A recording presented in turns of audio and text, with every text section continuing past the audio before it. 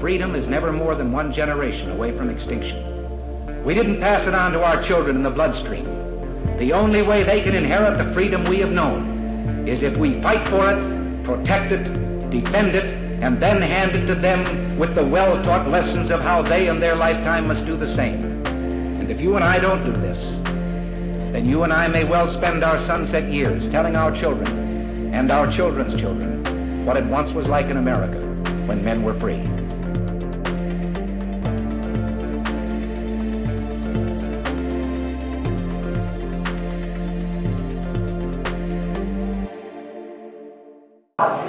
Hey everybody, Dan and Cheryl Todd with Gun Freedom Radio coming to you from the 2026 SHOT Show in fabulous Las Vegas. He does that so well. We love this show because we get to meet new people and connect with old friends and talk about advocacy issues and all kinds of wonderful things that people are doing in this industry. And today I am so excited to introduce you to Tom Scott. Now, Tom is part of Women for Gun Rights. So he is a growth advisor for Women for Gun Rights, driving visibility, membership, retailer engagement, and alliances with experience in partnerships, fundraising, so important, and empowering women through personal responsibility nationwide. Now, welcome to the show, Tom. Thank you, Cheryl. It's awesome to be here. You and Danny both are amazing. Thank you. Absolutely amazing. And right back at you. And I was going to say, you know, I can tell by looking at you, you're not a woman, but Yes. you are for gun rights. I am. So how did you come into this particular area to work with us? Yeah, great. I'm sure your listeners are like, what in the heck is Tom Scott doing with Women for Gun Rights? I totally understand it. So let me tell you an anecdote that happened today on the showroom floor that really speaks to why I'm involved. So my background, I was doing fundraising for the Republican National Committee and RCC. I was a lobbyist back in DC.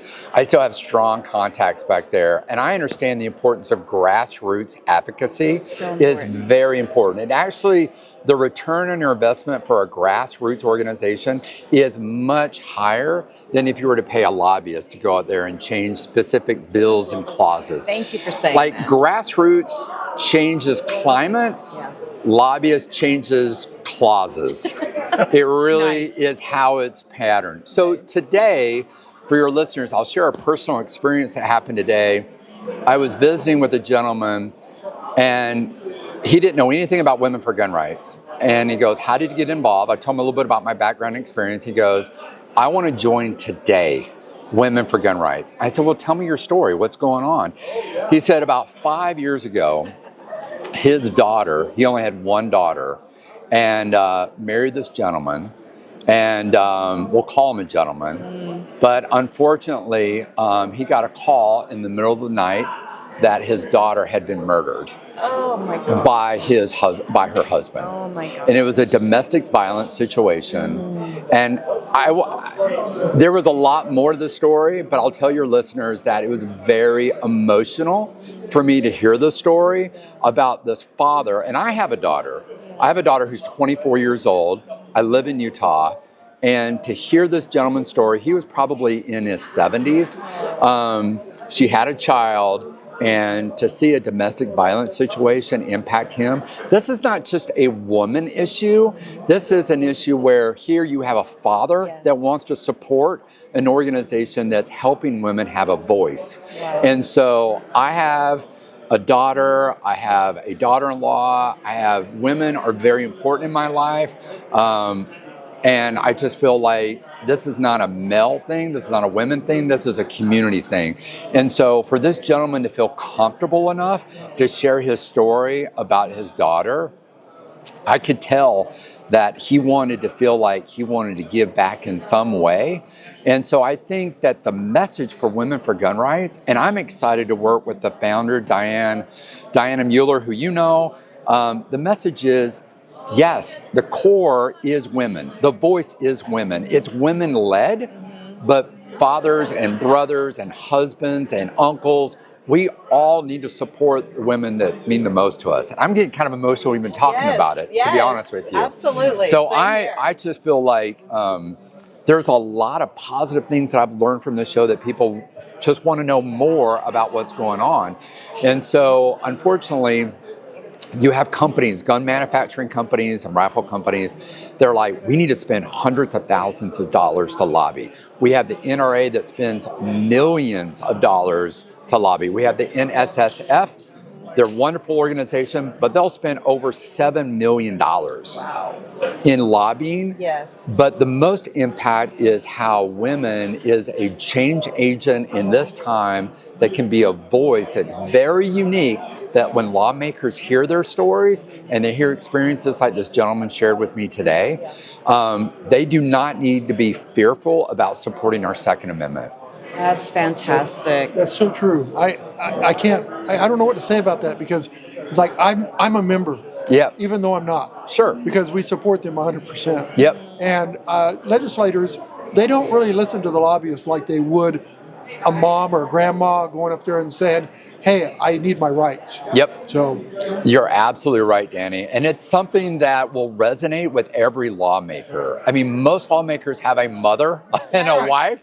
And daughters. Yeah. And so this is not just guys in a gun range shooting off a bunch of ammunition. This is something much, much deeper to support our constitutional rights. Absolutely. And I'm the Arizona State Director. Yep. I'm the Northeast Regional Director. I've been with Women for Gun Rights for the entire 10 years. We're about to celebrate our 10th anniversary. That's amazing. And even when it was called the DC Project, every once in a while I trip up and I accidentally call it the DC Project still. And I have seen us as a leadership incubation chamber. Oh, that's awesome. I agree with this. Right? Yeah. Because even myself, I wouldn't have guessed that this is what I would be doing in my grandma years, right? A full-time volunteer. You're a grandmother? Advocate. I am. Wow. I'm so blessed. That's awesome. Yes, two amazing little granddaughters, and I want them to see what I'm doing and what all these amazing women in this sisterhood that we call Women for Gun Rights are doing to preserve something. We are that bridge from the past to the future. And to be able to come into a group like this and have a leader like Diana, it really does. We've been challenged and we've been educated and we've been given these opportunities to speak with our legislators that until I did this with Diana, I had never called a legislator. I never made an appointment and sat down like a human being with another human being. I thought they were like these rock star type people that you just don't interact with. And that is not the case. No, and that's not how at we've all. ended up in the mess we're in now. Right? Interesting. That's a good perspective. The pyramid of power has been turned on its head. We are the power. And they represent us. But how do they represent us if we don't tell them what we want and what we're thinking? Exactly, and those personal stories mean so much. So when I was in DC and I would meet with senators and we were talking about bills or different issues, the question would always come up in those rooms: how does this impact the people in my region, my state, my constituents? And a lot of times they hear feedback from people that supported their campaign, or they're listening to their interns or listening to their staff. They'll do town halls. But the most important thing is real stories from real people sharing their experiences, because you can't feel like you're in a bubble when you're spending so much time either on the floor or you're fundraising. And your time is spent so much pulled that an elected official needs to take time out to listen to people like yourself and Danny and others that impact this issue. And this gentleman you were talking about, where he lost his daughter, we're almost out of time so quickly, but I did want to kind of talk about our 10th anniversary and some new things we are going to be rolling out. Super excited. Help and leadership in this. So talk to us a little bit I'll give you the highlights. And so for the interest of time, I'm really excited about 4 different initiatives. One, we have our paid membership coming up which is going to provide some amazing benefits. We've already worked with like 12 different sponsors that is going to provide discounts and purchasing power for our members. But in addition to that, we're going to be working with contacting and working with 16,000 gun stores and retailers and gun ranges across the country to be affiliate relationships with Women for Gun Rights. In addition to that, with relationships that I have and other contacts, we have a list of 3 million women from the ages of 21 to 35 that have given us permission to contact them about more information about Women for Gun Rights. So our goal as an organization is to support growing the cause to a paid membership. Our goal is to get to 50,000 members and also some ongoing residuals to do some exciting things. And you're right, we're celebrating our 10th year anniversary. We're going back to a fly-in DC in June. And what's exciting about this is the first time in 10 years we're opening up the invitation for anyone that wants to participate. Love that. So you don't need to be a member with Women for Gun Rights. There is a link on our homepage that you can go to at www.womenforgunrights.org, where you'll see a link to sign up and participate. Please register, and it's not committing yourself to go to DC, but you're going to commit yourself in receiving some information about the event. I'm so excited about that because truly being with the organization for all this time, I know as a state director, I go to this fly-ins, I have this top of the mountain experience. And then I go back to my state and I do my best to impart that to my members, to inspire them. You do a great job, by the way, in Arizona. You're awesome. Thank you. Well, it is a family effort. It is my daughter who's behind the camera, my husband. Casey. Yeah.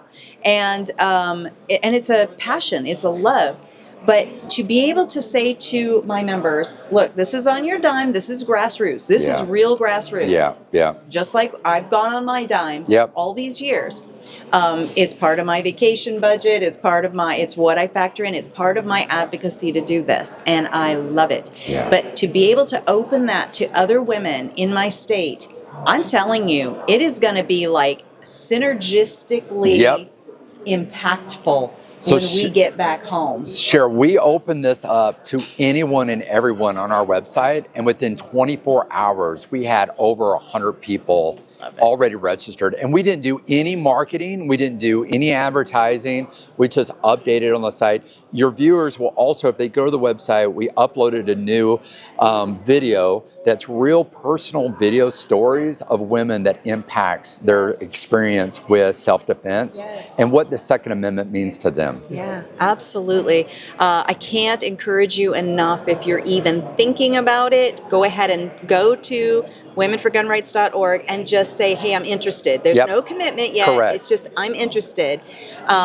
Because it's like a girl's trip to an amazing and historic place, but with a purpose. It's amazing. It is an incredible experience for the people who attend. No doubt about it. All right. So much more we could unpack. But for today, I just want to say thank you so much for you, coming Cheryl, on board Danny, and helping this organization and helping us be that voice for the largest growing demographic in the firearms industry is the female demographic. Without question. Right? Absolutely. And we have a voice. We're doing better at finding the voice and using the voice. And that's, again, this leadership incubation chamber that I think is the Women for Gun Rights.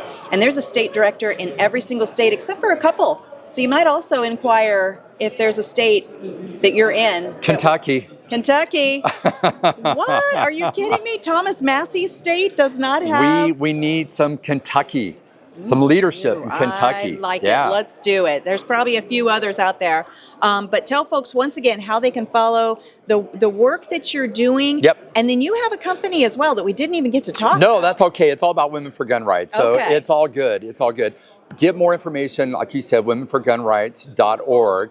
Well, also, it's exciting is we've also chartered a nonprofit 501c3 for people that want to support more around education versus lobbying work. We're going to have a dedicated area for people to donate to a nonprofit for education and support.